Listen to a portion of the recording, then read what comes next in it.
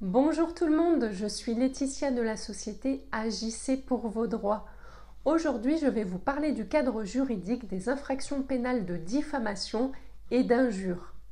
Mais tout d'abord, je vous rappelle que je propose des prestations pour vous accompagner dans la résolution de vos litiges de la vie courante à des prix très abordables et qui vous permettront de récupérer des sommes parfois très importantes.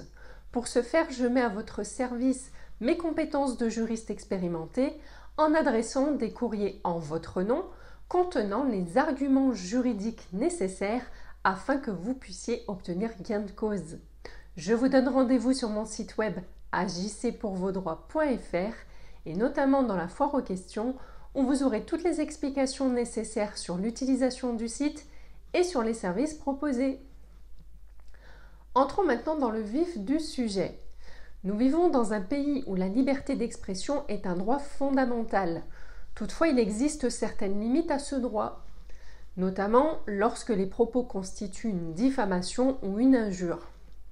Tout d'abord, parlons de diffamation et d'injure publique. Ces infractions sont prévues par la loi du 29 juillet 1881 sur la liberté de la presse. Qu'il s'agisse de diffamation ou d'injure publique, peu importe que les propos soient tenus à l'oral ou à l'écrit. Vous pouvez consulter l'article 23 de cette loi qui énumère tous les moyens de communication concernés.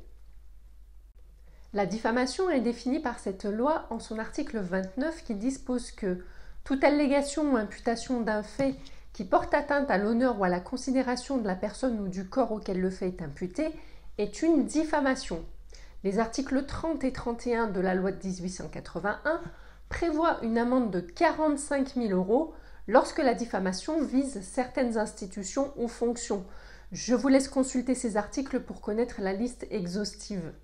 Enfin, l'article 32 de la loi concerne la diffamation envers les particuliers qui est punie de 12 000 € d'amende. Cette peine peut être portée à 45 000 € d'amende et 1 an d'emprisonnement lorsque les personnes diffamées sont visées au regard de leur origine, appartenance ou non-appartenance à une ethnie, une nation, une race ou une religion déterminée, de leur sexe, de leur orientation sexuelle ou identité de genre, ou de leur handicap. Concernant l'injure publique, elle est définie par la loi de 1881 qui dispose que toute expression outrageante, terme de mépris ou invective qui ne renferme l'imputation d'aucun fait est une injure. L'article 33 de la loi prévoit une amende de 12 000 € lorsque l'injure est dirigée contre les institutions et les personnes énumérées aux articles 30 et 31. Concernant l'injure envers les particuliers, elle est punie de la même peine à condition qu'elle n'ait pas été précédée de provocation. Tout comme pour la diffamation publique, les sanctions pour injure publique sont portées à 1 an d'emprisonnement et 45 000 € d'amende lorsqu'elles visent des personnes en raison des critères précédemment énumérés.